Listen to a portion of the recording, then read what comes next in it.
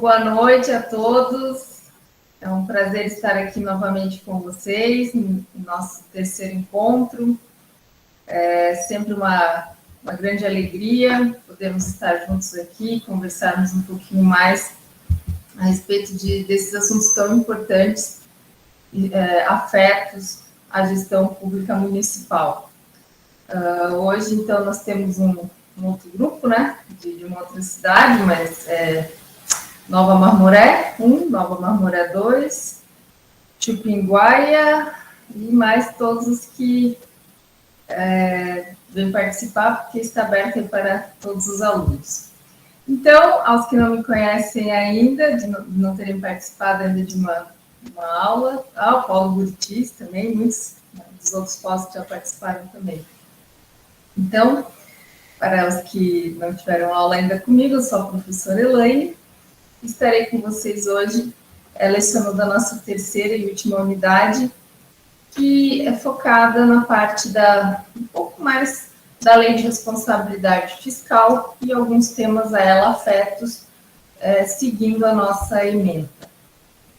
Hoje já consegui preparar ali o slide, hoje deu mais ou menos certo, não consegui o PowerPoint, mas consegui em PDF, e assim como nas aulas anteriores, será encaminhado pelo Moodle, amanhã estará no Moodle para vocês esses slides, e também, possivelmente, os tutores vão passando para vocês, tá? Também, como fizemos nas outras aulas, quem tiver alguma dúvida, alguma pergunta, coloca no chat, e aí no final da aula nós conversamos e respondemos aí todos os seus questionamentos. Também nos últimos 10 minutinhos da aula, utilizaremos o tempo para algum esclarecimento que ainda tenha sobre a atividade da unidade 3 que tem que ser realizada, tá bom? Então, pessoal, antes de mais nada, gostaria que todos vocês sempre lembrassem de dar uma olhadinha na sua apostila, no material de apoio, e principalmente no link que tem lá na unidade 3, que fala bastante sobre um dos assuntos que nós vamos tratar hoje, tá bom? Então, vamos começar, vamos seguir aí o nosso horário, né? É importante seguir.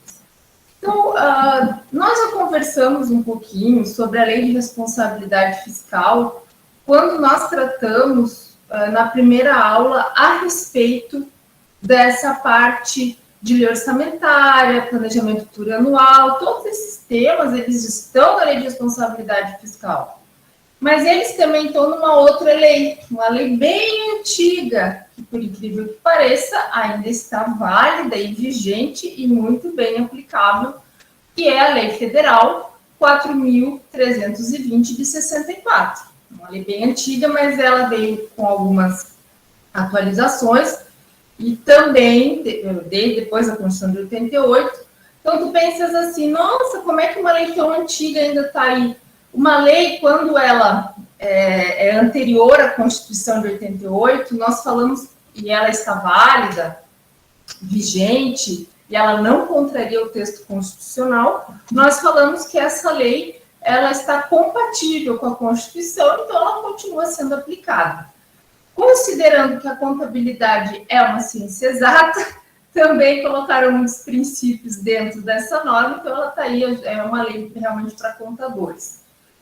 O que nos importa dessa lei? Eu já fiz algum apanhado geral na primeira aula, quando falamos um pouquinho de receita corrente, receita líquida, receita corrente líquida, receita, despesa, enfim, tá? Mas é importante que vocês saibam que existe essa lei e que essa lei ela traz uma série de conceitos contábeis e que são úteis aí para o gestor na parte procedimental. Mas o que a gente quer saber mesmo é da nossa Lei de Responsabilidade Fiscal, tá aqui, né? A nossa Lei Complementar 101 de 2000, tá 2020, ele não, né? 2000. Está errado ali o slide, já vou arrumar. Então, essa lei, tem gente acho que está fazendo curso aqui, que acho que não tinha nem nascido, talvez, né? Tem um pessoal mais jovenzinho, não sei se tem algum jovenzinho aí, tinha nem nascido e essa lei já existia e outros se formaram, já estão em outra atividade e não tiveram contato com essa lei, se formaram, estudaram outras leis dentro da área de contabilidade. Mas essa lei, pessoal, não é uma lei voltada só para o contador. Essa foi a primeira lei que veio realmente no nosso ordenamento jurídico para o gestor, para aquele que realmente vai ser o ordenador de despesa, aquele que vai cumprir a lei de responsabilidade fiscal, é aquele que vai cumprir e executar a lei orçamentária.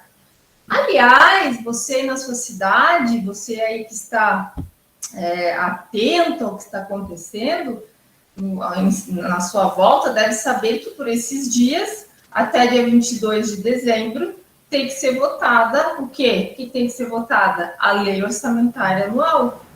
Então, você está ligado no que está acontecendo aí na Câmara de Vereadores da sua cidade? Você está atento ao que está sendo colocado na lei orçamentária da sua cidade? Valores eventuais de aumento para os servidores públicos no ano que vem? Pessoal, alguém está com o microfone aberto? Se pudesse, por favor, fechar. Muito obrigada. Então, verifiquem isso, porque na calada da noite eles criam muitas coisas, eles ficam o ano inteiro sem votar, e daí agora eles querem votar 60 projetos de lei tudo numa semana. E como as pessoas não estão muito atentas, eles criam um monte de coisas imorais, que embora sejam legais, cargos comissionados, liberam um monte de dinheiro para o prefeito a gastar livremente, sem critérios. Então, fique de olho na sua lei orçamentária que está sendo votada até dia 22, pois não adianta reclamar que as coisas não acontecem se você não ficar atento aí. Quero saber também quem é que pegou a lista dos vereadores da sua cidade e acrescentou todos eles, adicionou todos eles aí nas suas mídias sociais. Quem é que está seguindo aí os seus vereadores, cobrando e ficando em cima? É isso aí, pessoal, vamos lá. Então, a lei complementar, ela veio trazer várias regras que também se aplicam à elaboração das nossas leis orçamentárias, da LDO e da LOA, PPA, e trouxe uma série de regramentos para o gestor público, como eu falava antes. O nome disso tem uma certa expressão do inglês que a gente utiliza, que é accountability, que seria uma forma de ética na gestão do dinheiro público, da contabilidade pública. O pessoal meio que buscou esse princípio para esculpir dentro da nossa legislação e, assim, trazer mais legalidade, segurança jurídica. Vou lhes dar um exemplo. Antes dessa lei de 2000, imaginemos que um prefeito fosse fazer uma licitação. E ele podia fazer, talvez vocês ainda não tenham estudado muito sobre licitação, mas quando sai o edital, é preciso que haja um resultado, desse resultado sai um empenho, um contrato que sai um empenho, e esse empenho é uma espécie de vinculação do dinheiro ao pagamento. Então, você não pode mexer naquele dinheiro que já está reservado para pagar aquele contrato daquela licitação. Isso está previsto lá na lei de 64. Mas até o ano de 2000, o que acontecia? O prefeito não tinha responsabilidade, ele pagava se ele queria, se ele quisesse. Era muito comum vermos ações judiciais de pessoas cobrando por serviços prestados e nunca pagam. O prefeito pagava de acordo com a cara do freguês, salários muito atrasados, prefeituras completamente, entre aspas, falidas, porque uma prefeitura no nosso país não entra em processo de falência. Nos Estados Unidos, por exemplo, sim, uma cidade é como uma empresa, ela pode falir, fechar e deixar de ser cidade e virar um distrito de outra cidade. Aqui não acontece, porque é sempre uma estrutura governamental da União que acaba, de alguma maneira, apoiando. Mas muitas empresas privadas, em âmbito federal, estadual e municipal, eram muito prejudicadas por conta dessa insegurança de pagamentos. A lei de responsabilidade fiscal, ela trouxe não só uma responsabilidade no trato da coisa pública, mas também dos pagamentos, para que aquele que vende para o poder público não seja enganado. Porque o maior comprador do Brasil, a pessoa que mais compra no país é o poder público. Ninguém compra mais que ele, principalmente no Brasil. que temos a saúde pública, a educação pública. Vocês já imaginaram quanto de insumos na área da saúde são comprados? E agora, um pouco além, livros didáticos que o governo federal compra. O maior comprador de livros didáticos do mundo é o governo federal. Então, o município, vamos falar de município, ele compra tudo. Ele tem que comprar comida da agricultura familiar para colocar hoje nas escolas, ele tem que comprar material escolar, ele tem que comprar uniforme, ele tem que comprar, fazer obras, comprar internet. É tanta coisa que a gente até se perde quando vai fazer uma listagem de tudo. Que se compra de tudo, desde uma fechadura até uma construção de alguma coisa, são milhares e milhares de coisas. Imagino vocês, vou contar um caso engraçado. Em certa ocasião, aqui num congresso que a gente teve de pregoeiros, de licitação, se contou a história de um município que teve que comprar até próteses penianas e próteses mamárias para pagar e custear cirurgias hoje de readequação de sexo. Então, o município compra de tudo. Então, você imagina um município que compra e não paga. Olha a insegurança jurídica que isso causava em todo o país, em todas as esferas. Isso fazia com que a economia e o Brasil ficasse realmente sempre num país de 10º mundo. Com essa lei, a gente teve um up, houve mais credibilidade, segurança nas negociações com o poder público, empresas mais sérias, com produtos melhores, puderam vir a negociar com o poder público. Por quê? Porque tudo hoje agora está interligado. O poder público ele não pode mais assinar um contrato de licitação, por exemplo, o gestor, e não pagar, senão ele vai ser, isso é improbidade, ele vai ser solidariamente responsável. Todo real gasto tem que ser divulgado, contabilizado, informado ao Tribunal de Contas. E mesmo assim a gente vê tanta corrupção, não é mesmo? Mas já foi muito, infinitamente pior. Dados do Banco Mundial estabelecem que na década de 70, um dos países no mundo que mais levou dinheiro para fora foi o Brasil. O que significa isso? Muito dinheiro público arrecadado, roubado, corrupção, desvio de divisas, e esse dinheiro ia para o exterior. Hoje, com toda a fiscalização ainda vai, imagina no passado como era. Então, essa lei realmente ela é um marco, ela é importante, ela não é de uma leitura difícil, claro, quem não está acostumado vai achar um pouco mais difícil, mas ela é uma lei que realmente é um divisor de águas na segurança jurídica do dinheiro público, tá? Então, claro, a lei ela é muito grande, nós não somos contadores, mas, como disse, podemos ser gestores, temos que conhecê-la, e eu puxei alguns pontos mais importantes para trabalharmos hoje. Um desses pontos é a criação de fundos. O que é um fundo? Então, nós sabemos, vocês viram lá nas leis orçamentárias que escolheram dos seus municípios para estudar, talvez tenha passado ali pelos seus olhos, a município, secretaria tal, tanto de dinheiro. Fundo Municipal de Esportes, tanto de dinheiro. Fundo do Meio Ambiente, Fundo Municipal de Trânsito, Fundo Municipal de Saúde, Fundo Municipal de Educação. Não pararam, assim, não apareceu para vocês, assim, na leitura a palavra fundo? Talvez tenha aparecido. E se não apareceu, está lá. Toda lei orçamentária vai ter algum tipo de fundo, sim. O que é, afinal de contas, esses fundos que a gente escuta por aí? É uma coisa bem legal. O fundo, no fim das contas, é uma coisa legal. Porque ele é o seguinte, nós temos orçamentos, por exemplo, uma Secretaria de Saúde tem lá uma destinação específica. Mas existem destinações ainda mais específicas, cuja destinação do recurso não pode ser utilizada em qualquer coisa. Então, o governo federal, quando ele vai mandar um determinado dinheiro lá para a Secretaria lá para a Saúde daquele município, ele quer ter certeza que aquele dinheiro vai ser utilizado naquela destinação específica. Então, para não passar pela conta geral da prefeitura, esse fundo é criado, ele tem muitas vezes até um CNPJ próprio, para que não se confunda com o dinheiro geral da prefeitura e esse dinheiro seja utilizado especificamente naquele objetivo que foi criado. O fundo, ele só existe porque ele tem uma dotação, ele tem um dinheiro para sustentá-lo. Esses dias chegava um colega e dizia assim, olha, eu quero criar um fundo de trânsito no meu município. O que eu preciso? Eu falei, olha, a primeira coisa que você precisa de receita. O dinheiro de onde que vai vir para sustentar o seu fundo de trânsito? Vai vir do governo federal? Vai vir do município, da cobrança de multas? Tudo isso tem que estar previsto na lei. Então, vamos pegar esse exemplo, então, do Fundo Municipal de Trânsito. Do que ele se constitui?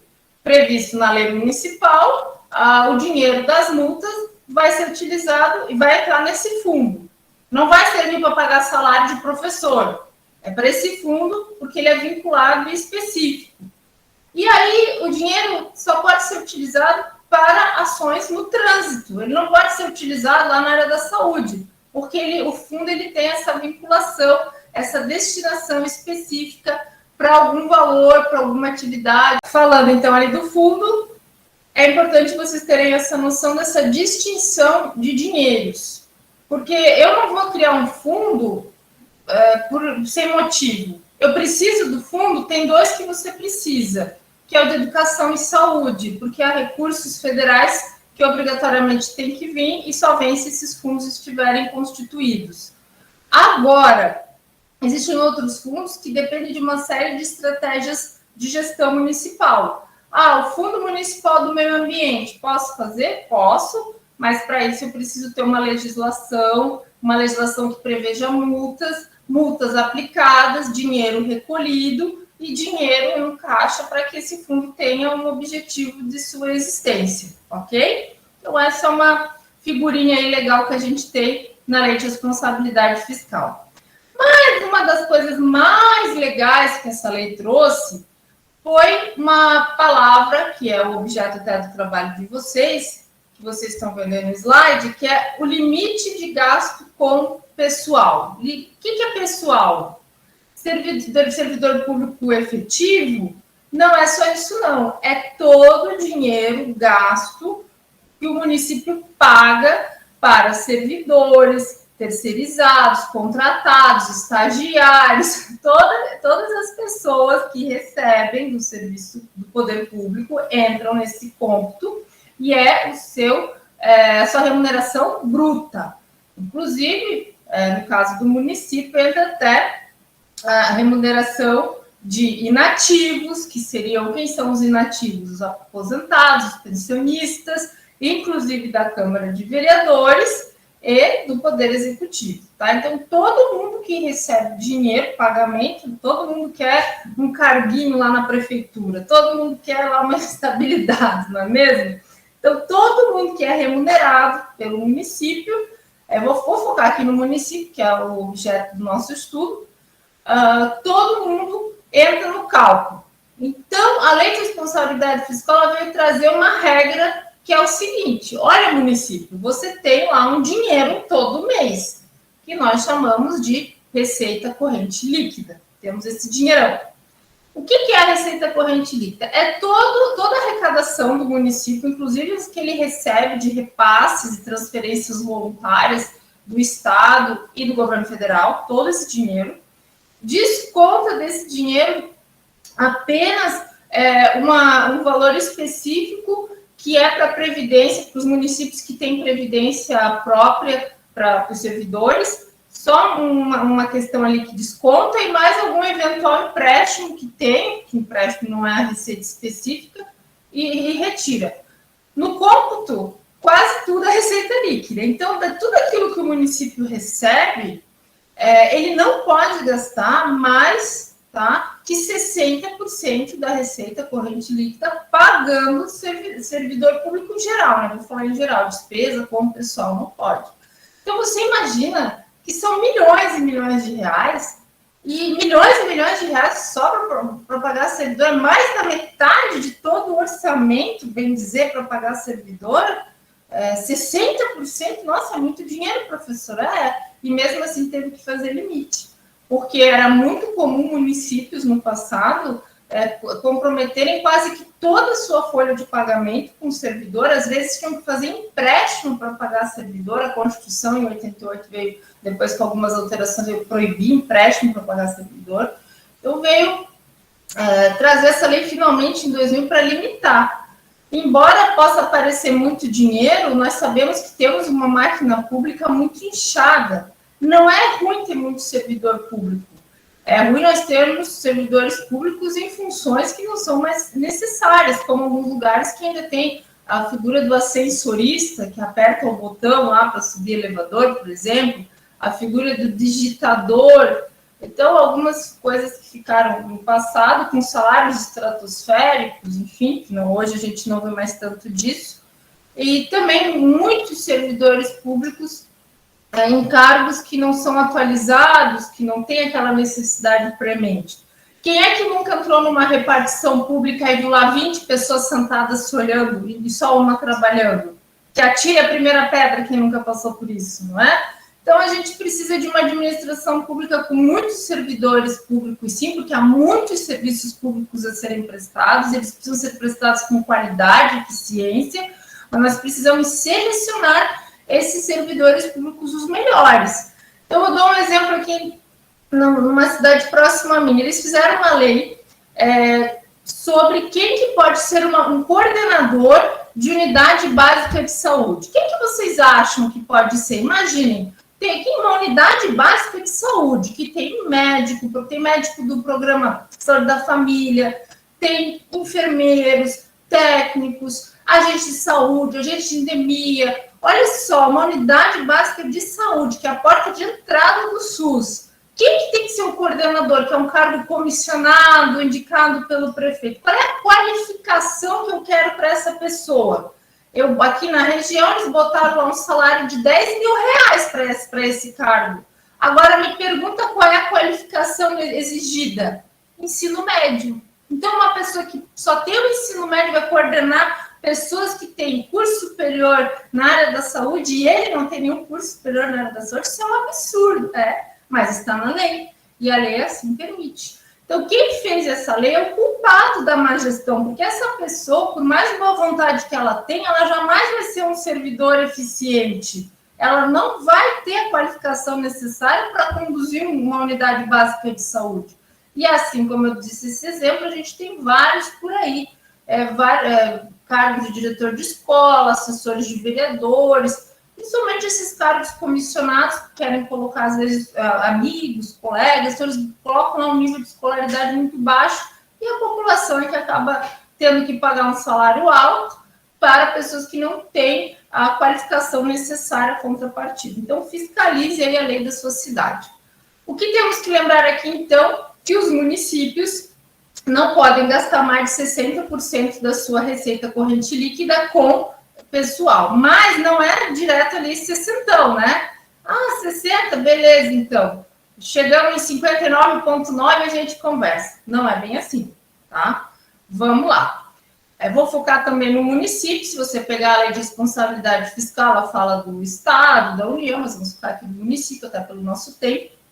Então, a primeira coisa que você tem que lembrar é que esses dados vão variar todo mês. Por quê? Porque a receita corrente líquida, ela depende de arrecadação tributária, que é sempre uma estimativa, e dos repasses do governo federal. Diminui a arrecadação federal, diminui o repasse para o município, o governo federal inventa uma isenção lá, alguma coisa, diminui o repasse para o município teve uma queda de arrecadação, um problema sério, diminui a receita corrente líquida. Se diminui a receita, o que acontece com a minha porcentagem? Ela teria que acompanhar, só que eu não diminuo o número de servidores. Por isso que eu preciso ter uma gordurinha. A lei diz o seguinte: o município, você tem que gastar, você tem que chegar numa coisa chamada limite prudencial. Então, aqui a gente já vai fazer uma subdivisão. Embora o município seja 60% da receita corrente líquida, há uma divisão: 54% é para o Poder Executivo e 6% para o Legislativo. 6% que o Legislativo pode gastar lá para os salários, para as remunerações, não é só do vereador aqui, é vereador e de todo o staff, de todo mundo que trabalha no Poder Legislativo, é 6%.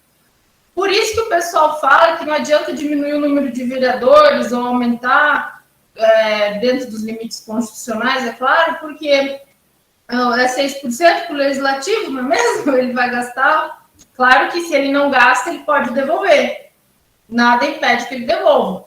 Aqui na minha cidade hoje, o presidente da Câmara de Vereadores cantava aos 4 ventos que economizou 18 milhões e que ia devolver 18 milhões para o Poder Executivo desses 6% que ele não gastou, né? Que não gastou lá, como ele poderia ter gasto.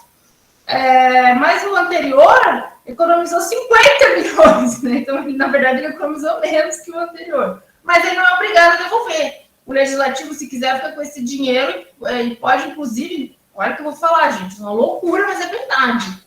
É possível a divisão interna, pegar uma parcela desse dinheiro e dar no final do ano como bônus para os servidores. O quê? É verdade, tá? Tribunal de Contas, Ministério Público, Poder Judiciário, o auxílio peru, que eles falam no final do ano, sobrou dinheiro no orçamento, porque o Poder Judiciário, o Ministério Público, Tribunal de Contas, eles têm também as suas porcentagens. E se sobra, eles dividem lá entre eles, o auxílio peru. É uma brincadeira, né, jocosa? Isso é imoral. Isso tem muitos tribunais, enfim, eles não têm mais feito isso, eles têm devolvido o dinheiro para o executivo que não é utilizado. Chega a ser engraçado a gente falar que não é utilizado, né? Sempre está faltando, mas são situações aí que a Lei de Responsabilidade Fiscal criou, determinou umas alíquotas muito altas para o Tribunal de Contas, para o Ministério Público, para o Poder Judiciário, e aí acaba às vezes sobrando, e o certo é que eles devolvessem esse dinheiro para o Poder Executivo, tá? Mas, enfim, vamos focar aqui no município. O município, ele tem uma coisa chamada limite prudencial, que ele não pode chegar, já vamos falar lá do Poder Executivo, chegar 54 cravado. Vou gastar 54. Porque, como eu falei para vocês, a receita corrente, ela muda de um mês para o outro. Eu não vou ficar mandando servidor embora todo mês para me adequar. Então, eu preciso seguir o que se chama de limite prudencial.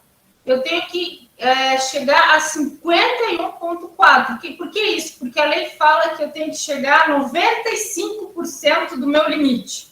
O 95% dos 54% é 51,4%. Isso para o Poder Executivo. E no caso do Poder Legislativo, 95% dos 6% dá 5,7%. Então, eu cheguei ali, eu não posso mais fazer nenhuma despesa com o pessoal. Eu tenho que segurar as rédeas. Meu Deus, e se passa, professor? O que a gente faz? Bom, se passa, tem uma série de regras e restrições. Primeira coisa, você tem, nos próximos 2 quadrimestres, a obrigação de diminuir essa encrenca. Tem que criar alguma regra para diminuir. Quais são as primeiras coisas que a gente faz? Eu sei que está pequenininho aqui, eu vou aumentar um pouco, mas o poder público ele tem que segurar o freio de mão. Primeira coisa, cheguei no limite prudencial, eu não posso mais, nem por lei, tá? Nem por projeto de lei, eu não posso mais dar aumento. A lei prevê que se dê aumento. Tudo bem, mas eu preciso estar no meu limite prudencial para baixo para poder conceder esse aumento, reajuste, vantagem, todo tipo de benefício ao servidor público. Segundo, não posso criar cargos novos, empregos novos ou funções novas remuneradas se eu ainda não cumprir a meta. Não posso criar plano de cargos e salários, vou aumentar, que aumenta lá o valor da remuneração do salário base do servidor. Não posso dar a oportunidade de fazer hora extra, tá? Não posso fazer outras contratações temporárias, o município faz muito. Claro, tem exceção, área da saúde, área da educação. E agora, durante esse período que nós estamos da Covid, até 31 de dezembro, essa regra uma parte dela suspensa e a outra duplicada. Se eu tinha 2 quadrimestres para me ajustar, agora eu vou ter 4 quadrimestres para me ajustar, por conta aí da Lei Complementar 173, Lei Complementar Federal, que veio relativizar algumas coisas da Lei de Responsabilidade Fiscal para ter recursos para o enfrentamento da Covid. Mas vamos falar num aspecto, essa lei também vence agora, dia 31 de dezembro, e não tem perspectiva de outra lei ser apresentada, então, por isso, vamos falar aí da regra geral, que é o que estamos vendo agora. Então, vejam vocês que o poder público ele fica com uma certa limitação do que ele vai fazer, do que ele não pode fazer se não estiver ali cumprindo a regra de pagamento. Então, o que seria uma solução, né? Eu até marquei aqui, deixa eu ver se eu acho aqui. Qual que é a solução, então, para resolver esse problema? A primeira solução do gestor é aumentar a receita. Que se ele aumenta a arrecadação dele, o valor proporcional corresponde. Então, ele vai poder, agora eu aumentei a minha receita corrente líquida, então, proporcionalmente, o meu valor lá embaixo também aumenta. Aumentando a receita, tem uma certa estabilidade. Quanto mais arrecada, mais servidor vai poder ter, por causa do critério da receita corrente líquida. Mas, e se eu não consigo aumentar a minha arrecadação? O que eu vou fazer? Até porque a minha arrecadação, nós já falamos em outra aula, ela vai depender de uma média estatística determinada na lei orçamentária, que leva em compensação, em comparação aos últimos 2 anos, então também milagre não se faz.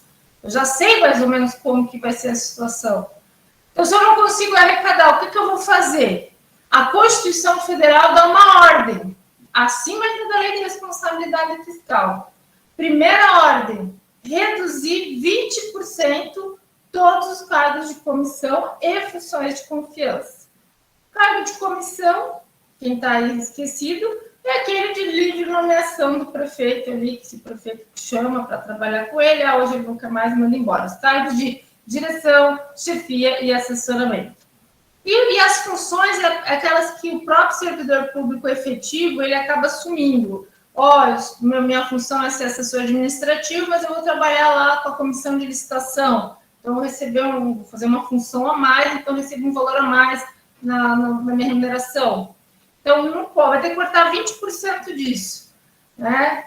Cortar estagiário, a gente brinca, né? Vou mandar o estagiário embora. Bom, segundo, exoneração de servidores não estáveis. Quem que é o não estável? O estagiário e os contratados por prazo determinado. Terceiro, e a mais cruel de todas, começa a demitir servidor estável. Eu nunca vi acontecer, a gente já comentou isso em na outra aula, mas é a regra que a Constituição traz para você, gestor.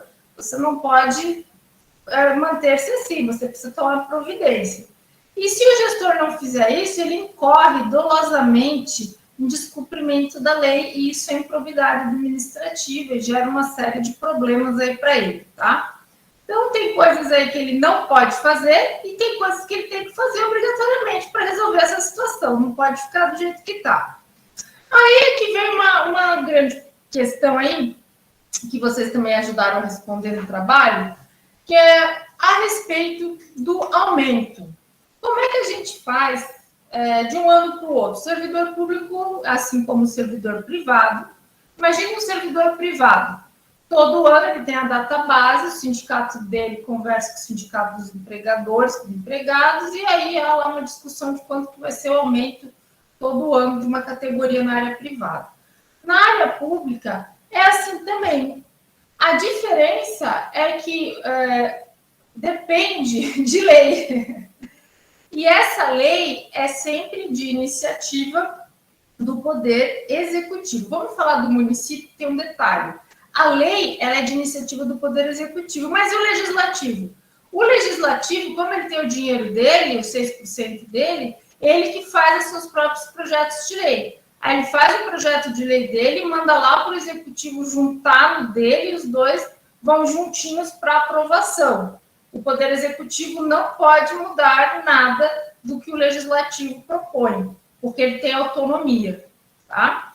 Então, a Câmara de Vereadores, na figura do presidente, manda sua proposta de aumento salarial, entre aspas, e junta com a do Poder Executivo.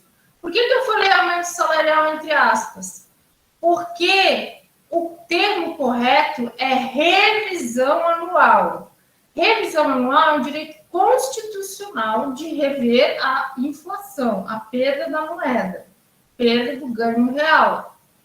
Acontece que não é obrigatório, não tem como obrigar o prefeito a fazer esse projeto de lei. Aqui eu trago duas situações que isso chegou no Supremo Tribunal Federal.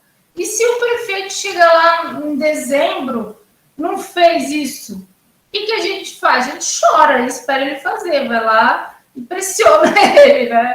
Porque muitos prefeitos não querem dar, isso não é nem aumento real, isso é só a perda da moeda.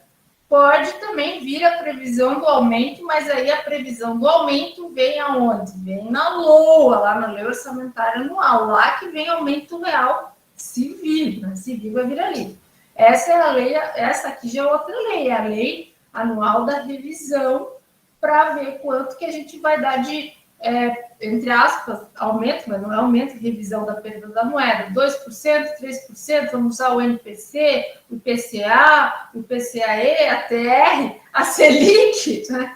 Isso é total autonomia do Poder Executivo. Ele faz o projeto de lei e, claro, são os vereadores que aprovam, não é mesmo? Por isso a importância de estarmos fiscalizando isso agora. Sempre recomendo. Os sindicatos dos servidores públicos, normalmente, eles têm lá uma data base de discussão, abril, maio, está errado. O sindicato bom é aquele que bota a sua assembleia para novembro, no máximo. Porque em novembro ele chama lá os servidores, quando é que nós queremos de aumento? Nós queremos 15%. Então tá, né? Não, a gente já tem, né? Quem pede mais para ganhar menos. Quero 15%. Então tá, a Assembleia deliberou, leva a proposta para o prefeito. Aí o prefeito ele vai articular lá na lei orçamentária dele, vai fazer os emendas, estava lá discutir com a turma dele até a aprovação da LOA agora, dia 22. Por isso que essa é a melhor época para se reunir. Agora, se você se reúne lá em abril, qualquer discussão de aumento salarial só vai entrar para o outro ano. Então, no abril, vou ter que esperar até dezembro para votar LOA para entrar no outro ano. Então, por isso, é mais aconselhável que se discuta essas questões de salário de servidor. É sempre um assunto muito delicado, principalmente quando o gestor ele começa a criar divisões internas. Ele prevê o aumento para uma categoria apenas e não para outra, prevê um plano de cargos e salários com benefícios para uma categoria e não para outra, ou só para o professor, ou só para a guarda municipal, ou só para obras, e não faz realmente não é fácil ser gestor, porque algumas categorias estão defasadas, outras não, aí não se sente injustiçado. Então, uma série de coisas aí que tem que ser sopesadas no momento em que se criam benefícios e direitos aos servidores. Vejam vocês, tá? Que o nosso próximo slide aqui, que falando um pouquinho a respeito dessa lei complementar 173, que veio alterar a lei de responsabilidade fiscal. Ela foi promulgada em 27 de maio de 2020, desculpa, está errado ali, não é 2021, é 2020.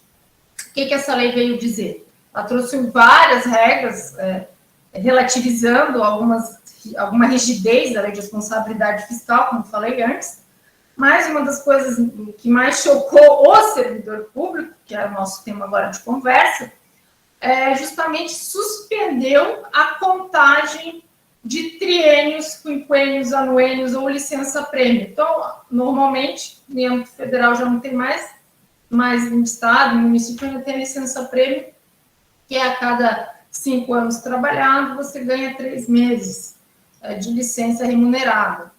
Então, não está contando esses 5 anos desde maio do ano passado até 31 de dezembro, por conta do Covid. Triênios também, a cada tempo de serviço, cada 3 anos, tem alguns municípios que é 2, outros que é 5, 1, enfim. Basta você ter esse tempo de serviço e recebe uma agregação, 1%, 5%, 10% no seu salário base.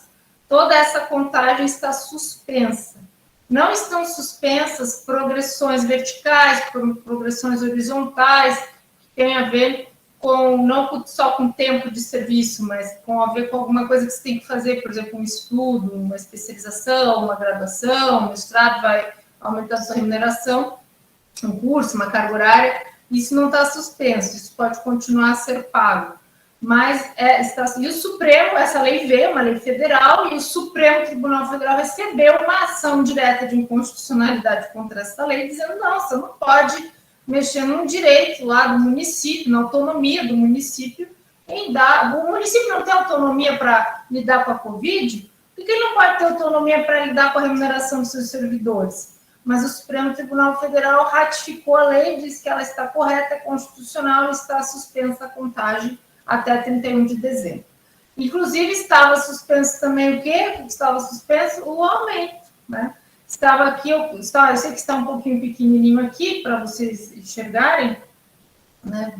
Maior, mas, em resumo, está suspenso, está até 31 de dezembro, qualquer tipo de aumento. Então, a gente não teve aumento nenhum, só estava liberado a reposição da inflação, estava liberado. Isso foi uma grande discussão jurídica, porque alguns tribunais de contas entendiam A, outros entendiam B, enfim, entendiam que a reposição da inflação também era considerado um aumento. Muitos municípios, a maioria os servidores municipais estão sem aumento, e sem aumento real, sem a reposição da inflação há 2 anos, e está tudo altíssimo. Agora, dia 31 de dezembro, cessa, então, a partir de 1º de janeiro, o gestor já está autorizado a dar aumento e reposição.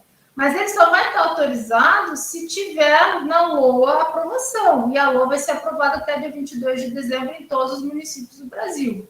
Então, se você é um servidor municipal, se agilize, brigue, chame seu sindicato, exija o seu aumento, a sua reposição, que está há 2 anos defasada. E se você não fizer isso, gente, vira uma bola de neve e daqui a pouco realmente é um achatamento no salário de muitos servidores públicos. Isso é uma coisa que já aconteceu no passado, a gente tem que lutar para que não aconteça novamente, tá? Então, aqui eu coloquei algumas coisas que estavam vedadas esse ano. Não estava possível você fazer concurso público, você só podia fazer processo seletivo para temporários, para substituir temporários. Então, os ACTs, tem as ACTs administrativos, professores, enfim, isso era possível para substituir, no caso de uma vacância, que a pessoa se aposentou ou morreu, então aí você poderia fazer para trazer um novo servidor para aquele cargo. Então, estava tudo muito suspenso, justamente por conta dessas questões da Covid. Vamos lembrar que, atualmente, em âmbito federal, não está mais vigente o decreto de calamidade pública. Os estados e os municípios têm a sua autonomia para isso. Isso também traz uma série de restrições na área de pagamentos e na área de contas, aquisições e prestação de contas junto à sociedade. Mas veja aí no seu município, você ainda está em estado de calamidade pública, não está? Está só um setor, está? Bom, não sabemos como as coisas vão ficar agora com essa nova variante e agora essa epidemia de gripe que está vindo, mas, a princípio, dia 31 de dezembro, cessa essa norma, não tem outra proposta atualmente na Câmara para votar, para se manter esse estado de suspensão das coisas, tá? Para o servidor público é, finalmente, uma excelente notícia. Então, ainda ali na nossa lei de responsabilidade fiscal, vamos voltar ali mais um pouquinho, gostaria de contar para vocês mais uma coisa que a lei fala. Existe uma palavrinha chamada duodécimos, tá? Essa é uma regra estadual, tá? Uma regra estadual que eu trago a vocês porque é de importante conhecimento. Duodécimo vem de 12. Então, a Constituição, a Lei de Responsabilidade Fiscal, ela prevê que tem uma turma que tem direito a receber um valor todo ano também, em 12 parcelas, ou seja, até o dia 20 de cada mês tem que receber uma parcela do Estado. Quem são esses entes abençoados? Pela lei de responsabilidade fiscal Poder Legislativo, ali o AL é a Assembleia Legislativa, e Tribunal de Contas, Tribunal de Justiça, que é o Poder Judiciário, e o Ministério Público Estadual. Esses 4 aqui, poder executivo, né? Tem o seu dinheiro. O poder executivo tem o seu dinheiro. Isso aqui é para os outros. Então, o Poder Legislativo, Tribunal de Contas, Tribunal de Justiça e Ministério Público, eles têm direito que nas leis orçamentárias esteja previsto uma porcentagem para eles e uma porcentagem para os gastos. Aqui não é gasto com servidor. Isso aqui é gasto com a estrutura. Cada 1% desse aqui é milhões, significa milhões.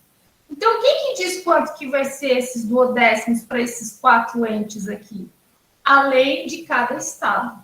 Então, o estado lá de Santa Catarina, por exemplo, entendeu que o Poder Judiciário tem direito a 9,31%. Eu não sei de onde eles tiram esses números cabalísticos, 31, né, 32, 33, não sei, mas é essa porcentagem.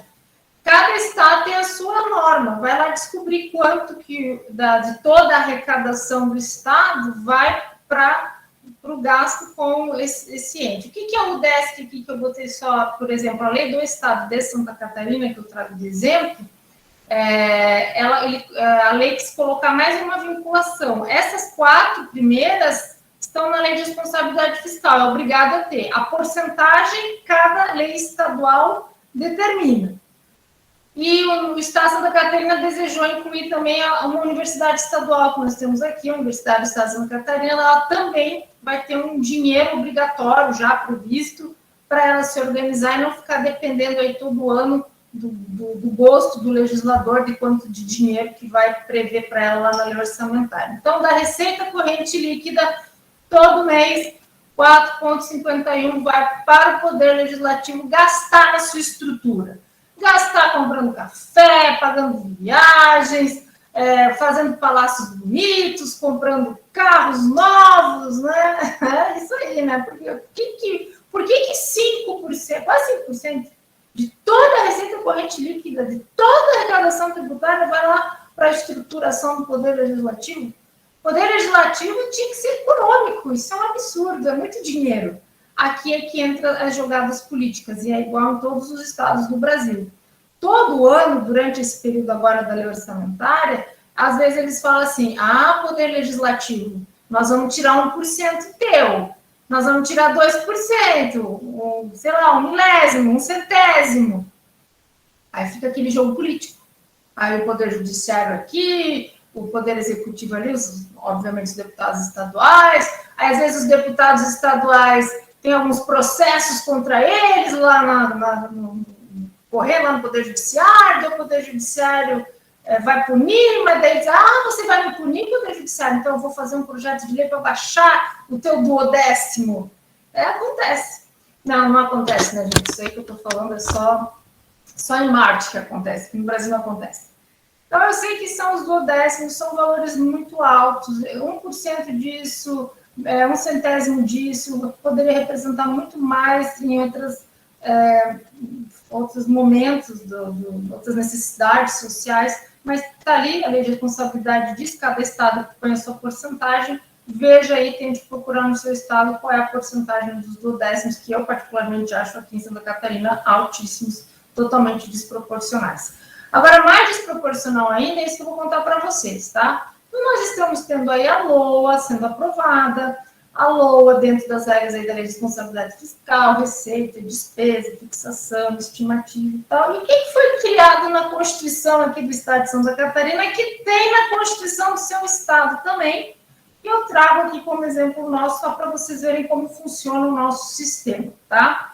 A Constituição do Estado de Santa Catarina previu, entre outras coisas, a criação de emendas impositivas. O que é isso? Isso aqui é a politicagem constitucionalizada.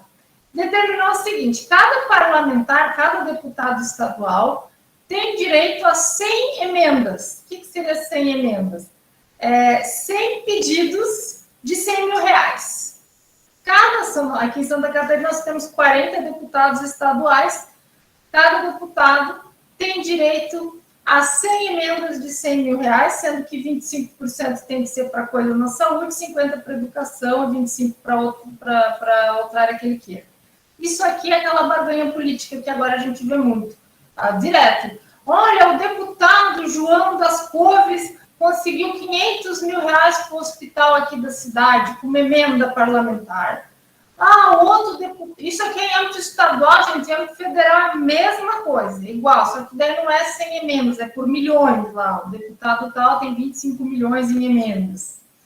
Então, isso acaba criando certos problemas, porque há muita barganha política. Para onde esse deputado vai levar esse dinheiro? Por que o hospital está precisando do dinheiro? Então, por que não há um recurso específico lá do governo para manter corretamente, de forma estável, esse hospital? Isso acaba virando jogo de interesses para conseguir voto. O deputado vai pegar essas emendas, vai mandar lá para o município que ele quer voto, e aí acaba gerando um jogo político.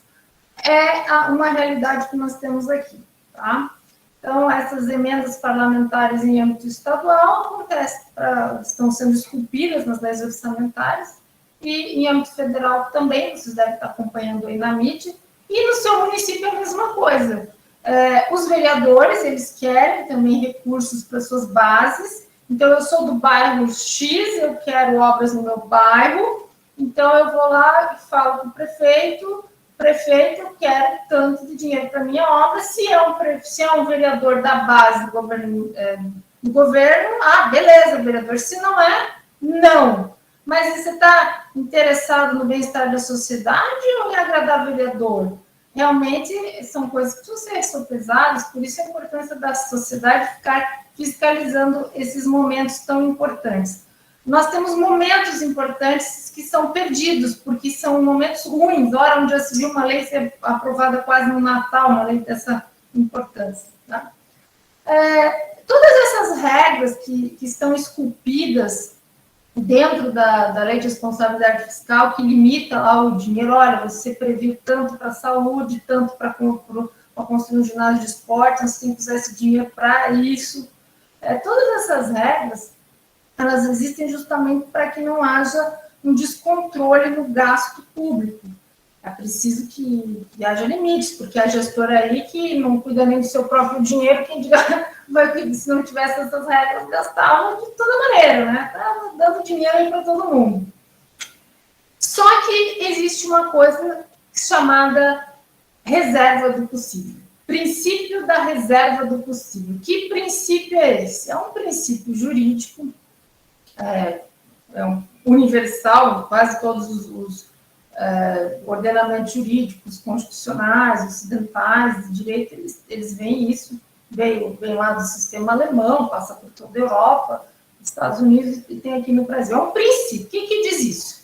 Não tem dinheiro para tudo. O cobertor é curto. Eu vou puxar de um lado, vou deixar descoberto outro lado. Se eu sei que não há dinheiro, eu tenho que fazer uma seletivização do orçamento. Não atendo todo mundo.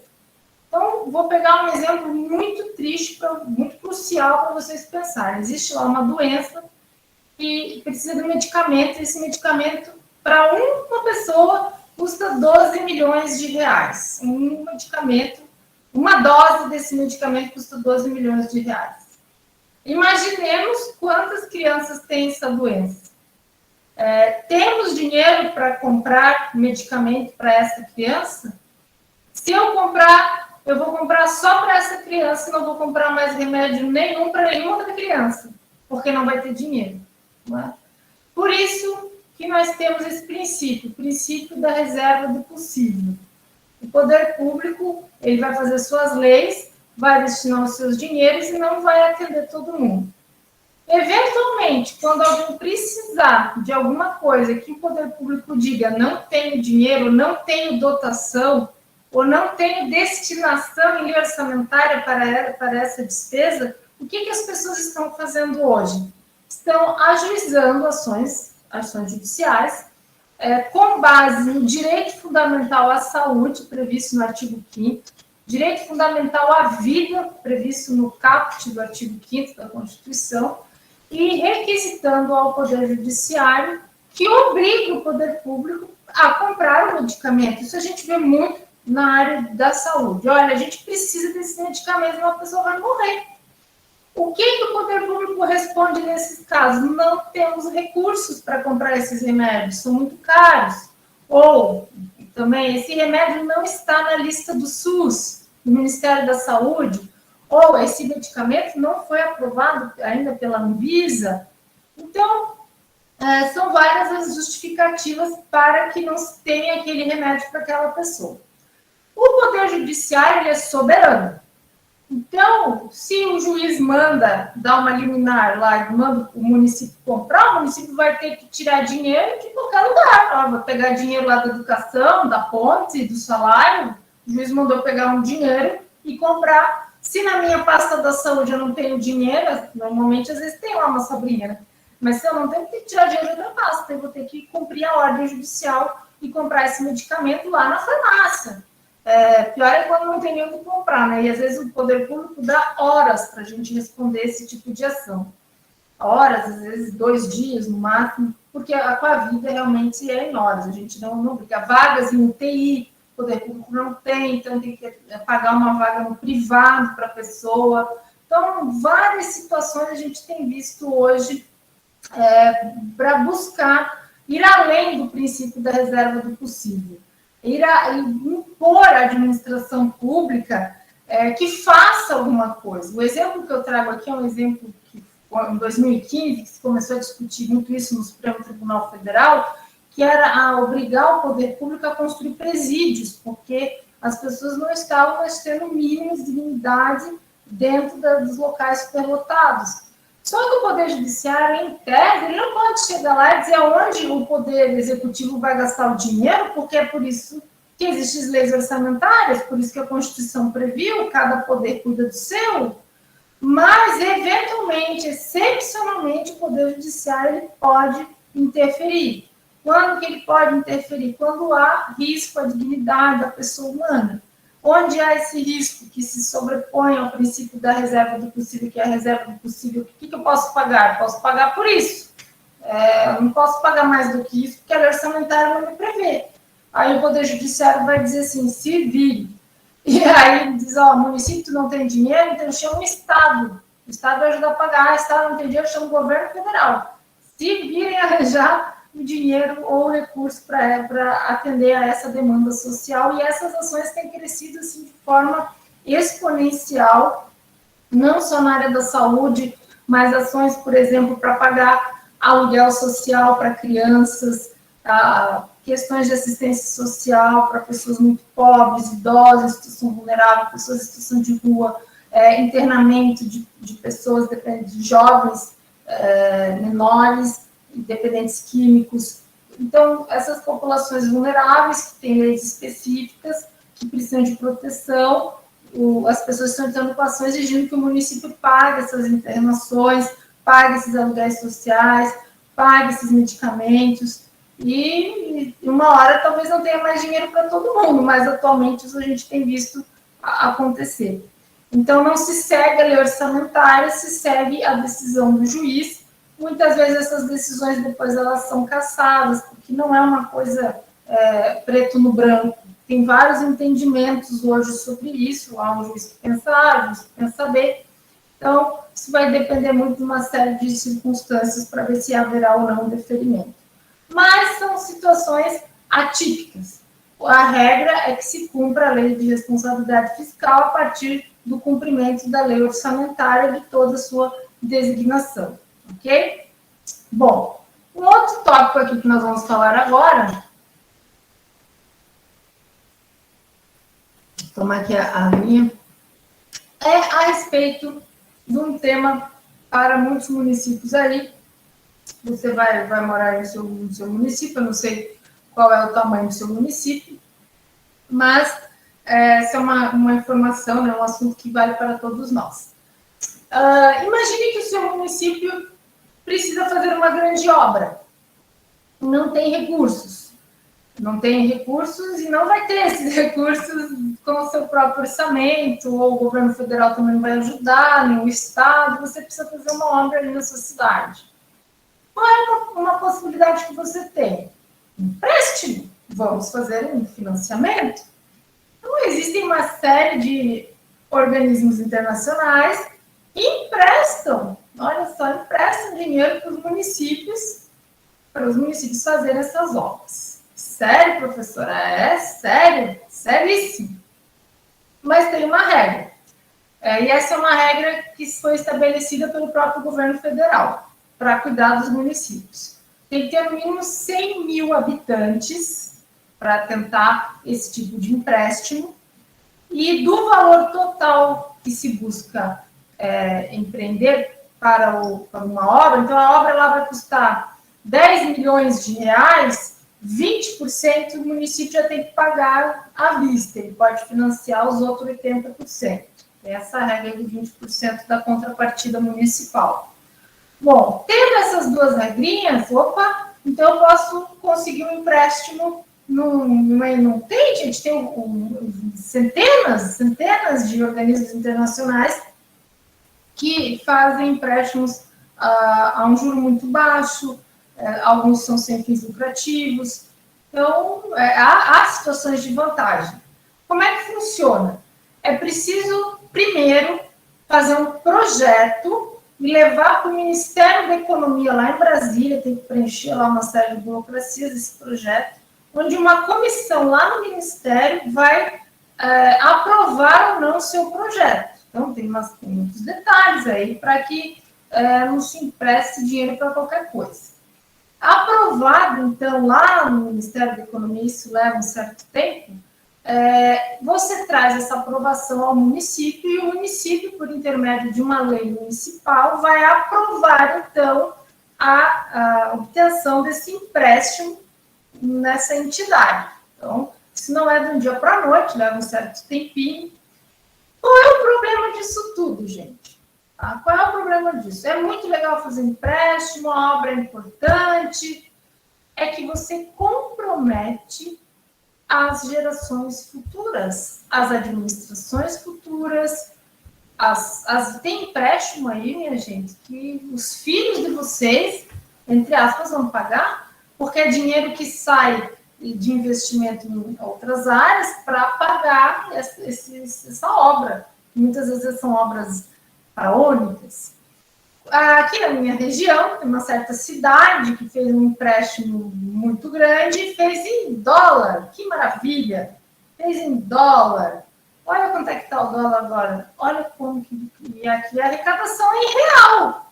Então, ele fez o dólar na época, muitos vereadores foram contra, não, só que a maioria dos vereadores era da base, aprovaram esse empréstimo horroroso. Aí agora vai lá um caminhão de dinheiro todo mês, que o município, para fazer uma obra lá que vai atender só o bairro dos ricos, pior é isso, não vai atender a população em geral, um grupo específico lá que vai se atender. Uma obra pública num bairro lá com um povo específico, o que é isso? E vai pagar isso em 20 anos.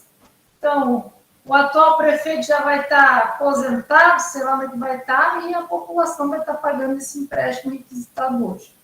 Enfim, o legal é que existe essa possibilidade. Se bem utilizada, não há problema. A questão é que esses empréstimos, como são indexados em dólar, e primeiro, gente, tem juros, você vai pagar a amortização, depois vai pagar o juro, para depois pagar a parcela, então vocês sabem como é que é, né? Brasileiro entende bem de juros.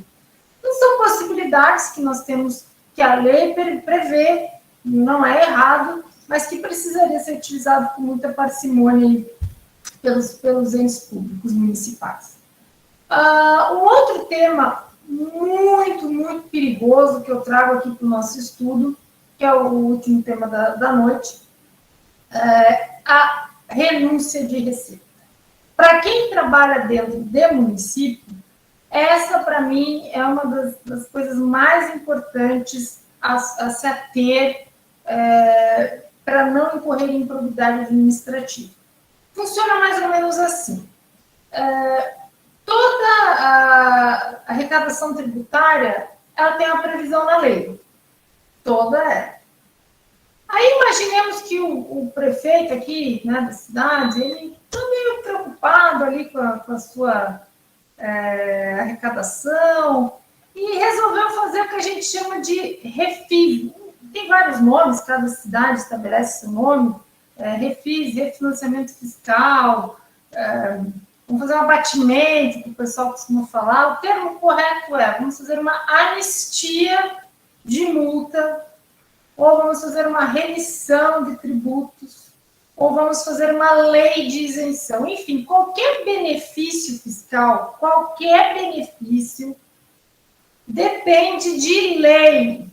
Isso está no artigo 150, parágrafo 6º da Constituição Federal. Então, nunca vai vir por um decreto, nunca vai vir por uma portaria, jamais vai vir pela cabeça do gestor. O gestor, ele quer dar um benefício fiscal lá para o município, assim, eu quero dar um desconto de IPTU, ou eu quero dar um desconto no ISS, ou nas taxas de licença. A gente fala desconto, né? Essa palavra é errada. Ele quer dar um benefício. É possível que se dê um benefício tributário? É claro que é. Previsão da Constituição, previsão do Código Tributário Nacional, isso não é um problema. O problema é que a Lei de Responsabilidade Fiscal, lá no seu artigo 14, trouxe uma regra que diz o seguinte: olha, ainda que tenha uma lei municipal que preveja um benefício fiscal, ainda que haja, é preciso também que na lei orçamentária se demonstre como será compensado esse benefício, porque um benefício é um prejuízo arrecadatório. Então, você precisa compensar dizendo, olha, eu vou fazer um refinanciamento fiscal, dando, entre aspas, um desconto, uma anistia das multas. Então, a turma lá tem 5 anos de IPTU atrasado. Nós vamos fazer uma lei municipal, dando um, entre aspas, desconto, uma anistia de toda a multa desse período e de todo o juro, uma remissão do juro, para a pessoa que vir pagar à vista. Ou, se ela não pagar à vista, ela vai ter uma remissão de 50% ou de 30%, né, sobre os juros e a multa. Que beleza! Qual é a desculpa do gestor? Qual é a justificativa? Que vai incrementar a arrecadação, que talvez fosse um dinheiro que não ia entrar, que a pessoa não ia pagar, um dinheiro impagável, que não ia ter condições de honrar. Então, agora, eu dando essa possibilidade, a pessoa vem aqui acordar, negociar com o município, então vai entrar um dinheiro que não ia entrar, um dinheiro que estava em dívida ativa. Neste exemplo que eu dei para vocês de um tributo que já está vencido. Só que, então vejam vocês que o prefeito, ele faz o projeto de lei, a Câmara aprova, só que a lei orçamentária tem que estar prevendo também esse impacto. Então, olha, a gente tinha uma expectativa de receber uma dívida ativa aí, de tanto, mas a gente já sabia que talvez não recebesse, então tudo isso tem que estar delimitado, justificado para acontecer. Da mesma maneira, o município, por exemplo, ele quer dar uma regra, já vou avisar para vocês, tá? O município não pode fazer lei de isenção de ISS. Não pode? Não pode. Por quê? Regra constitucional. A Constituição Federal, lá nos ADCTs, nos atos das disposições constitucionais transitórias, ela criou uma regra para evitar guerra fiscal. Imagina um município que desse isenção, todo mundo ia colocar sua empresa naquele município como matriz, não é mesmo? Enfim, já é difícil do jeito que é, imagina se pudesse. Então, a Constituição deu. Se o seu município tem uma lei que dá isenção de ISS, essa lei é inconstitucional, tá? O Tribunal de Contas vai descobrir, e o Ministério Público vai descobrir e vai ter problema, vai entrar com uma ação de constitucionalidade contra essa lei, que a Constituição Federal proibiu, para evitar a guerra fiscal. Então, o que a gente tem no ISS é a alíquota mínima, 2%, tá? Não pode ter alíquota inferior a 2% e não pode ter isenção de ISS, tá? Então, se liga nisso, tá bom? Dito isso, vou dar um outro exemplo. Imagina o ITBI, Imposto sobre Transmissão de Bens Imóveis.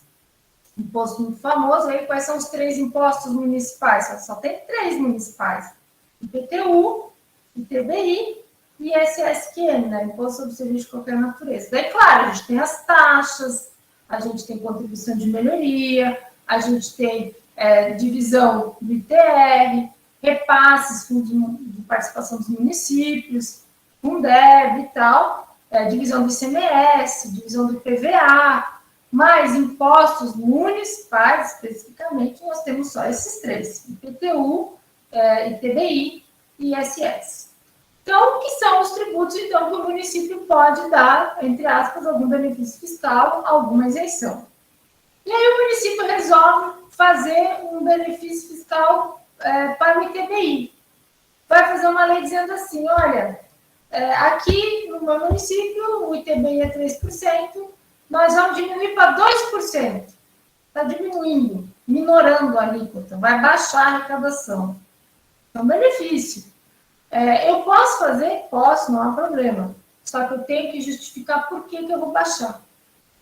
Eu vou baixar porque ninguém paga aqui na cidade, tem muito contrato de gaveta, as pessoas acham que é um valor muito alto, então eu vou diminuir porque aí eu vou aumentar a arrecadação. O município aqui da minha região teve muito sucesso criando uma lei de parcelamento do ITBI, porque normalmente os municípios pedem à vista esse pagamento, por uma questão, o cartório lá, enfim. Mas não pode. O cartório não pode exigir o ITBI. O cartório não pode exigir o ITBI para registrar. Não pode. Mas exige. Mas exige ilegalmente. Como é que eu saio dessa sinuca de bico? Você tem que entrar com mandado de segurança, porque só o judiciário pode te livrar disso, porque os cartorários exigem.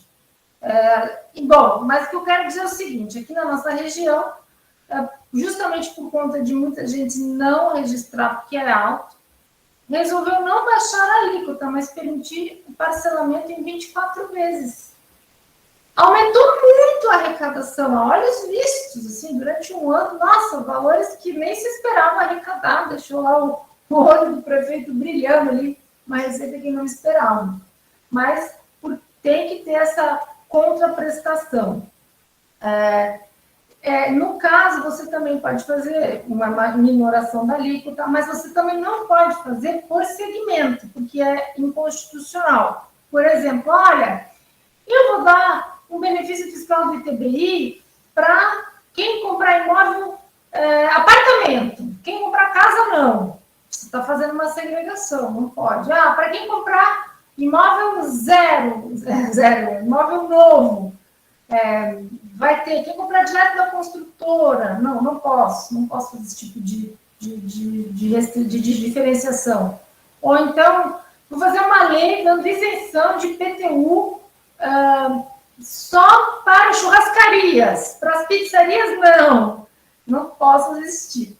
O que a gente vê são leis municipais dando isenção, por exemplo, de IPTU, de ITBI, para empresas que venham se instalar na cidade. De ISS também, mas é inconstitucional, não pode. Só que às vezes faz, né? A lei passa, ninguém reclama, cidade pequena, não tem muita fiscalização, fica lá a lei valendo, né? E alguém se aproveita dela. Mas essas leis, vamos falar sério, o IPTU e o ITBI que pode, eles fazem leis de isenção para empresas que venham se instalar na cidade e que eles fazem os critérios. Olha, a empresa tem que vir, ficar no mínimo 5 anos, gerar 50 novos empregos. Eles botam alguns critérios para que a empresa venha e se instale. Não pode só simplesmente falar assim, a empresa que vem aqui vai ganhar um benefício. Porque você também está em pé de desigualdade com as empresas que já estão na cidade, já lá labutam e geram renda e riqueza. Então, é preciso que haja uma contraprestação da empresa justificada na lei que prevê o benefício para que ela seja aceita. Se não, o Tribunal de Contas, ao receber a informação desse benefício, o Tribunal de Contas ele não vai tirar a lei do mundo jurídico assim, do nada. Ele vai, durante alguma prestação de contas, dizer, município, você previu uma renúncia de receita, você não demonstrou como que isso ia afetar, você não pode aplicar essa renúncia sob pena de improbidade administrativa do gestor que autorizar. Tá? Então, tem essas regras. Dentro da área tributária, quem trabalha em Secretaria da Fazenda tem que ter muito cuidado também com a prescrição de créditos tributários. A pessoa não pagou, então eu vou fazer a inscrição desse débito em dívida ativa. Hoje em dia o poder público pode protestar essa dívida, sim, pode protestar, todo tributo, toda dívida com ente público pode ser protestada, tanto quanto uma dívida privada.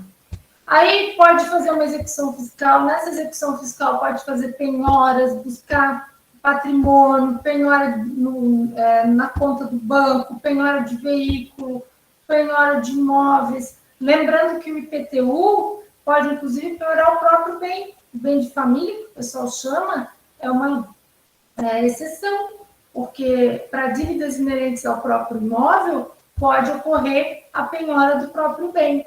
Então, o poder público tem essas prerrogativas para ir atrás do seu crédito tributário. Por isso que não pode deixar prescrever. O gestor que deixa prescrever uma dívida e não manda para cobrança, ele está em renúncia de receita. Uma auditoria do Tribunal de Contas ali, uma denúncia do Ministério Público, ou qualquer investigação nesse sentido, pode levar... E aqui eu estou dizendo casos reais, gente, aqui muita gente... E, aliás, aqui eu tive casos de pessoas que trabalharam há 15 anos em cargos comissionados, depois saíram, mudou o prefeito e tal, estão hoje, 15 anos depois, respondendo por improbidade administrativa daquela época, por conta de débitos tributários que não cobraram e que prescreveram.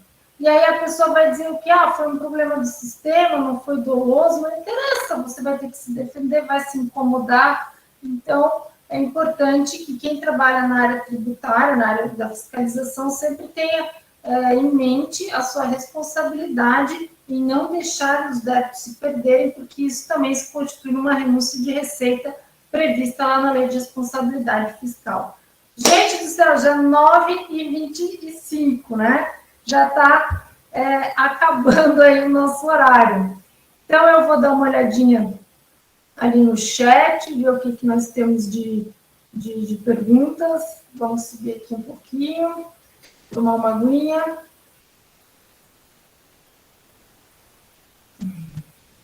Vamos lá. Alguém perguntou ali, tutores, sobre a lista de presença, os recursos do Fundeb.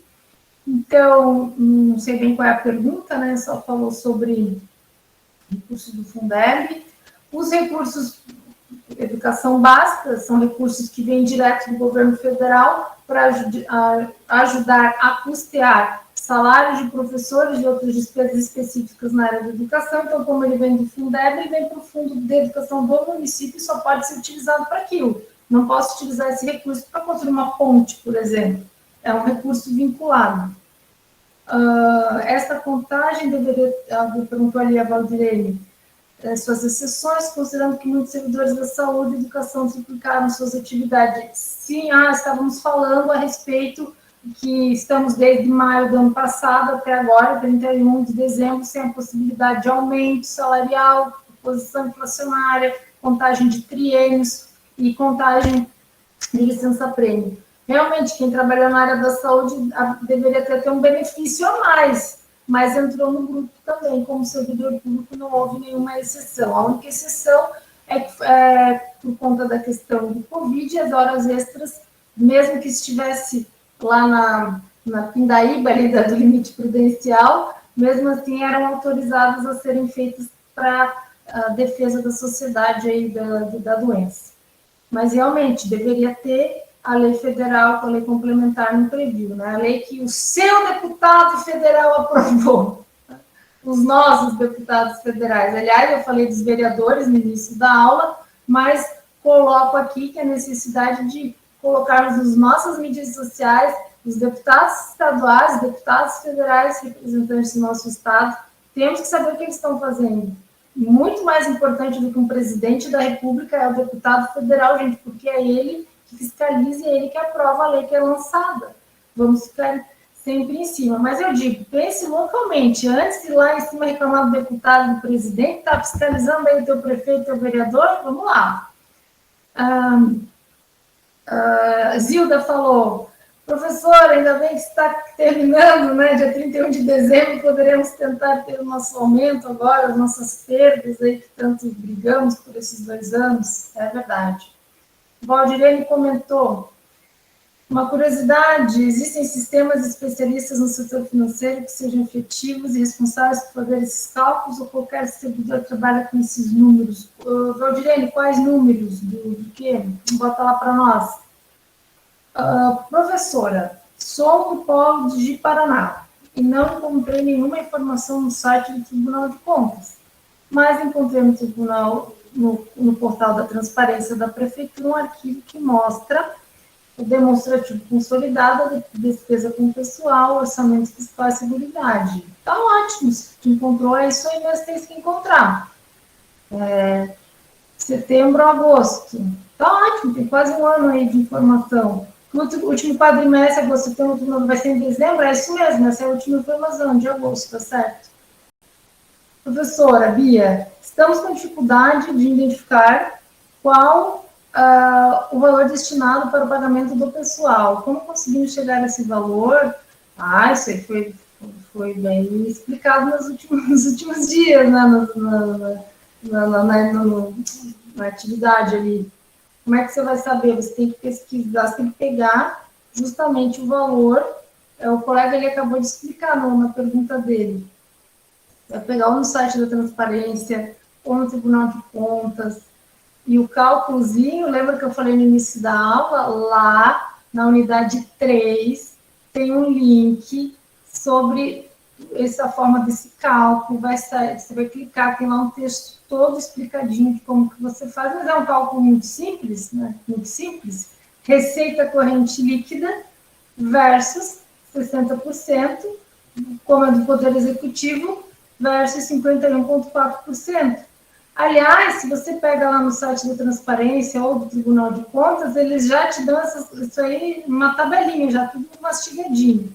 Inclusive, eu orientava vocês que entrassem em contato com os tribunais de contas. Lembra, na primeira aula, até abri o site lá do tribunal, semana passada ainda falei, olha que legal que está o site do tribunal aqui, no caso de Rondônia, melhorou, você tem lá o acesso à comunicação, ouvidoria, cidadão participante, e todo tipo de informação que você quiser, eles vão te ajudar a receber, tá? Mas, acima de tudo, leia o material que está lá na unidade 3, tá? O texto que está lá na unidade 3 é um link de acesso bem explicadinho. Uma dúvida, que órgãos anunciaram os cambalachos de aumentos na virada do ano? Então, Marcelo, o pior de tudo é que não é um cambalacho. A lei aceita tudo. Então, se aqui na nossa região eles aprovaram uma parte da lei orçamentária aqui na cidade ontem, eles deram 10%, deram um cheque em branco para o prefeito. 10% do orçamento, quase, não falou 10%, mas falou em milhões, o prefeito pode usar onde ele quiser. Então, isso é um absurdo. A lei orçamentária é justamente para dar critérios de gasto. Aí foram lá a base de oposição pedindo lá, ô prefeito, o arquivo histórico da cidade está acabado, precisamos de uma verba. Negativo. Prefeito, precisamos melhorar o PROCON da cidade, está caindo, não tem fiscal. Negativo. Não, isso não tem dinheiro. Agora, 200 milhões para um cheque em branco vai fazer. Então, são situações que não é ilegal, não é imoral, está previsto na legislação, é um cambalacho moral, cabe a gente fiscalizar e não votar mais nesse tipo de pessoa que não dá valor ao dinheiro dos nossos tributos. Tá? Mas, enfim, se você souber de algum cambalacho, a maneira mais certa de denunciar se for, entre aspas, um cambalacho de dinheiro é justamente ali no site do Tribunal de Contas. Você também pode mandar um e-mail, e pode ser anônimo, viu? O Tribunal de Contas ele é obrigado a responder e investigar qualquer denúncia que receba, mesmo que seja anônimo. E também você pode mandar ao Ministério Público da sua cidade ou da sua comarca. Nem todas as cidades têm Ministério Público, mas é só entrar no site do Ministério Público do seu estado e procurar algum lugar lá, ouvidoria e tal, que eles vão te responder e vão te orientar como fazer essa denúncia, tá? Jennifer, em relação à suspensão dos prazos de biênio, quinquênio, ocorrerá somente naqueles casos em que a lei prevê o recebimento automático quando se atinge o prazo legal? Exatamente, Jennifer, exatamente. Se, por exemplo, você tinha agora um biênio, né, vencendo agora entre maio do ano passado, dezembro desse ano, ele não venceu, vai recomeçar a contagem, por uma interrupção, não uma suspensão, vai recomeçar a contagem a partir agora de 1º de janeiro. A equipes que gerenciam esses valores, Valdirene, qual os valores? O número de recolhidas que os municípios recebem tem que investir. Certo. Os números seriam dinheiro, tá? Então, o município, isso é uma coisa que acontece em vários locais em que são municípios muito longínquos, municípios mais isolados, ali sempre acontece umas encrencas. Teve um caso muito famoso aqui no Brasil, de um certo município, era na Alagoas, que a primeira-dama usou dinheiro para comprar ração de luxo para os seus cachorros, em vez de levar o dinheiro do Fundeb para comprar comida para as crianças. Como é que uma coisa dessas acontece? Ali foi muito infantil, porque ela recebeu o dinheiro na conta do município, do fundo do município, tiraram e depositaram o dinheiro na conta da mulher, porque eles imaginavam que ninguém iria fiscalizar, mas hoje em dia, sim, esses recursos são fiscalizados. Primeiro, online. Tudo que entra tem que estar informação de saída, ali tem que estar transparência. Segundo, ainda que demore a fiscalização, ela acontece. É claro que nós somos brasileiros, né? A criatividade para a maldade sempre vão se aperfeiçoando as técnicas. Hoje em dia, ninguém vai lá na conta da prefeitura, como já aconteceu no passado, pega o dinheiro e vai gastar comprando coisas para si. As maracutaias estão um pouco mais aperfeiçoadas. Uma coisa que a gente vê muito acontecer, o dinheiro chega, mas ele precisa ser gasto. Então, eu preciso comprar um uniforme, preciso comprar merenda.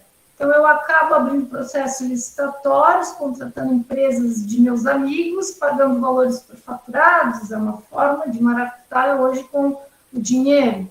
Mas lembrando que quem fiscaliza o dinheiro, lembra da nossa aula da semana passada, controle pelo Ministério Público, controle pelo Tribunal de Contas, controle pela Controladoria Interna do município e o controle feito pela própria sociedade através das denúncias aos órgãos competentes para essas investigações. Desvio de dinheiro público não é só improbidade administrativa, que é uma sanção de natureza civil, que dá uma reparação ao erário, multas, ilegibilidade, mas é também uma conduta criminosa. Então, vai ter uma ação penal também contra essas pessoas. Então, ela vai responder em vários âmbitos. Pode ter um processo penal, pode ter respaldo, até uma perda de mandato. Aliás, a própria Câmara de Vereadores, por uma quebra de decoro de um vereador, que vocês sabem que dentro da Câmara de Vereadores, o presidente da Câmara, ele é um gestor de recursos também, porque ele recebe aqueles 6% para o seu funcionalismo, para pagar lá os seus servidores, ele também recebe uma receita para as despesas operacionais do órgão. Então, a Câmara de Vereadores faz licitação, a Câmara de Vereadores paga fornecedores, então tem toda uma gerência de dinheiro ali. E se ali há uma corrupção, diferente do prefeito, que é mais difícil, os próprios vereadores, eles podem fazer a abertura de um procedimento que por quebra de decoro, por uma série de coisas, para que o vereador venha perder o seu mandato ali. Então, há necessidade de se fiscalizar todo mundo que mexe com o dinheiro público. Muitas organizações não governamentais recebem dinheiro público para ajudar na prestação de serviços. Há muitos exemplos na área de educação, em que o município faz convênios autorizados por lei, e manda dinheiro todo mês ali para uma entidade que cuida de pessoas adictos, né, as pessoas com problemas de droga, ou que cuida de crianças, ou que cuida de idosos, é uma assistência social em geral. Só que essas entidades que recebem dinheiro, elas têm que prestar conta. E muitas vezes elas não prestam conta, prestam errado, superfaturam as coisas e deixam de receber dinheiro. E muitas vezes estavam prestando um serviço até legal, mas não prestaram conta direito ou se autorremuneraram de maneira indevida, então acabam não tendo mais direito de receber recursos. Isso é um problema para a sociedade e para quem é atendido. Todo mundo que gera, todo mundo que mexe com dinheiro público tem a obrigação de prestar conta desse dinheiro, de ser fiscalizado e de ser punido se não fizer de maneira correta. Tá? Temos que ter em mente que somos fiscais da máquina pública. Mas olha, Valdirene, que frase maravilhosa, é exatamente isso. Enquanto o brasileiro não colocar na cabeça que ele precisa se interessar por isso, ter educação fiscal, se importar quando o prefeito compra um carro Mitsubishi lá, 0 quilômetro, quando ele compra uma cadeira maravilhosa para ele sentar lá nos altos do gabinete dele, enquanto o professor e o aluno estão numa cadeira quebrada lá na sala de aula, enquanto a gente não tiver essa consciência de classe, essa consciência cidadã de que eles são nossos empregados e que nós temos que cobrá-los e não paparicá-los. Muita gente acaba paparicando porque o cara tem poder, porque ele pode me dar um emprego, porque ele tem uma influência. A gente tem que se unir na fiscalização cidadã. Só que ainda estamos nesse caminho. Algum aluno... Devanildo, fala a pergunta, Devanildo. Falar um pouco mais sobre atividade? Já falamos bastante, atividade, desde o início da aula estamos falando. Você tem que escolher um município, você vai pesquisar como é que está a situação desse município em relação ao gasto com pessoal, vai investigar, pesquisar, ver quanto da receita corrente líquida está comprometida. Se estiver, aí você vai responder a pergunta, olha, aqui nesse município, 50% está comprometido. Então, se é 50%, ele pode sim prever um aumento no que vem dos seus servidores. Nesse município já está 70%. Esse município não pode nem pensar em dar aumento, né? Então, de acordo com a investigação que você faz, você vai botar a resposta lá no trabalho, vai botar a fonte de pesquisa, de onde você tirou. Veja só, houve uma alteração na lei esse ano, a Lei de Responsabilidade Fiscal, em relação ao cálculo da receita corrente líquida. Ele vai ser aferido mês a mês, tendo uma média dos últimos 11 meses. Por isso que ele impactou agora na contagem do quadrimestre, da porcentagem, que a gente tira a cada 4 meses a porcentagem do limite prudencial do servidor. Porque agora eu vou ter uma média, basicamente, quase anual da receita corrente líquida para bater de frente com esse quadrimestre do limite prudencial. Por isso, mas não se preocupem com isso. Pega o último dado que vocês conseguem do município. Qual é a última porcentagem que o município me informa, o município, sabe, transparência, Tribunal de Contas. O Tribunal de Contas é o órgão mais certo de te dar essa resposta, se tu mandar e-mail lá perguntando, porque o município é obrigado a informar isso em tempo real, lá certinho. Se ele não manda a informação, ele ganha multa. O gestor ganha uma multa por não mandar uma informação correta ao Tribunal de Contas. Então, isso é uma coisa que, agora, final do ano, inclusive, quem trabalha na prefeitura, quem é contador, sabe que às vezes passa o Natal trabalhando, que tem informação, precisa fechar o caixa, precisa fechar os pagamentos. Não pense vocês que é servidor público que vai receber agora, normalmente os municípios pagam dia 20, o salário que você receberia lá dia 1º, né, no último dia 8 do mês, lá dia 30, você acaba recebendo já agora dia 20, porque o prefeito é bonzinho, porque tu não pode deixar o resto da pagar para o ano que vem. Vou ter que já pagar tudo esse ano. É o pior mês, a gente recebe dia 20, só vai receber de novo agora dia 30 de janeiro, né? Já gastar tudo antes. Mas, enfim, pega lá a última informação que você consegue do Tribunal de Contas, ou se o site da Prefeitura tiver, do limite prudencial, ou de quanto, na verdade não é o limite prudencial, é da porcentagem que está sendo gasto com servidor, com o pessoal. Qual é a porcentagem? E aí você, baseado nessa informação, baseado em tudo o que falamos hoje na aula, baseado lá nos estudos, você vai me dizer, essa porcentagem permite que seja feita uma lei para dar aumento a esse servidor? Aumento real? Ah, não, essa porcentagem não permite, por causa disso aqui. É a sua resposta. Tá bom, Devanito?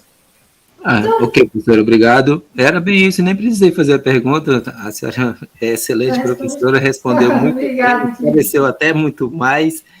E era isso. Obrigado. Então, tá muito bem. José comenta conosco. Infelizmente, nossa justiça não nos mostra punições cabíveis a corruptos. Temos vários exemplos de impunidade, dentre... temos, gente. Não precisamos ir lá em âmbito federal, só você olhar dentro da sua cidade. Quanta corrupção tu vê, quanta gente você vê que passou anos e anos roubando. Eu morei no interior de Santa Catarina, numa cidade bem pequenininha. E nessa cidade, quando eu tinha lá, há uns 30 anos, tinha lá um prefeito, que ele apareceu em rede nacional, apareceu no Jornal Nacional, porque filmaram ele, numa época que ninguém tinha câmera, mas conseguiram filmar ele, dizendo que ia matar o fiscal do IBAMA, que tinha lá dar uma multa nele por cortar um monte de araucárias, que é uma árvore que deve ser preservada, que está ameaçada de extinção. Ele dizendo assim, eu vou chumbear o fiscal. E daí outro vídeo ele dando propina para um outro fiscal. Pois bem, esse homem já morreu e estão dando o nome dele para uma obra, para um centro de eventos lá na cidade. E eu fico indignada com uma coisa dessa. Eu fui lá, sou muito ativa, fui lá e falei, isso é um absurdo, homenagear uma pessoa que em rede nacional apareceu em atos de corrupção flagrante ali. Mas temos pouca memória, temos ainda uma civilidade a ser construída, um sentimento de mais indignação e de mais atuação para que esse tipo de coisa não venha a ocorrer. E vamos lá, o Valdirene diz, né? Seria interessante que houvesse uma formação para os servidores de forma obrigatória sobre gestão tributária. É verdade. Tributária. Eu sou suspeita para falar, porque eu sou doutora em direito tributário, meu métier, amo essa área, e não é uma área difícil, gente, é só porque não está no nosso dia a dia. Deve ter, não, agora está. A Base Nacional Curricular Comum está lá dentro da educação fiscal. A partir do ano que vem, acho que agora a coisa vai andar. Vamos ver, né, para o ensino médio, tá bom? É uma área essencial. Quando você começa a ver quanto de dinheiro é desperdiçado e pela má gestão, você se indigna, você tem vontade de pegar lá o gestor e mandar o popó dar nele, né? Gente, o dinheiro público, ele é sagrado. E nós precisamos ter mais convicção disso e nos indignarmos e realmente criticarmos quem não está cuidando. Nosso poder é o voto. Lembre-se disso. Nós só vamos saber em quem votar se nós estivermos fiscalizando quem agora está ali. O cidadão ele é um vereador. Ele tem direito a uma verba de gabinete para gastos. Ele tem um subsídio dele, que é o valor que ele recebe todo mês, e ele tem lá o direito a uma verba de gabinete, auxílio paletó, auxílio gasolina, auxílio telefone, auxílio correio, auxílio de 1.001 auxílios. Há vários vereadores hoje no Brasil afora que renunciam a esses adicionais imorais, porque é só para fazer caixa e não serve para nada, para fazer, desculpe o termo, não é questão política, mas realmente acontece a tal das rachadinhas, eles contratam pessoas para trabalhar com eles, depois pedem divisão do salário, ou colocam nota fria. Isso acontece no Brasil inteiro, não é exclusividade de um outro lugar. Nós temos que fiscalizar e ir contra isso. Precisamos ir atrás de vereadores que são contra esses benefícios estapafúrdios, enquanto as pessoas não têm dinheiro, às vezes, nem para comer, e as pessoas lá comendo, pagando jantares caríssimos ali para os vereadores de final de ano. Não podemos mais aceitar isso, tá? Não calados, pelo menos. Temos que nos manifestar. Ok?